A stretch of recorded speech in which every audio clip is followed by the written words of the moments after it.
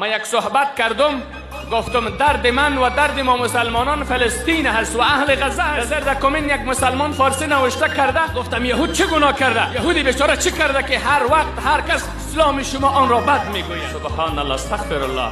او مسلمان، او جوان اسلام، تو به خط فارسی نوشته، تو یک فرد مسلمان جوان هستی، بازی خوردی، در زیر کامنت نوشته میکنید دفاع از یهود، 80,000 بالاتر زن تکه شده، چرا همون را تقبیح نمیکنید؟ شما سعی کنین. اینا نگران همین است که این علما و این دعوتگران، این جوانان، این مسلمانان را این احساس میده همه دشمن دعوتگران است. هیچ باکی نیست. ما درختیم پر از میوه توحید، هر ره گذر سنگ زند آر نداره، هیچ مشکلی نیست. اما دلم به تو جوان مسلمان میسوزد که در روز آخرت به زنجیرهای غول گرفتار ملائکه های آخرت شوی با ابو جهل و عتبه و شیبه تو را عشر کند، راه نجات نداشته باشه. همون مجاهدین، همون مسلمانان غزه مظلوم، همون زنان گران بکند که تو دفاع از یهود کردی.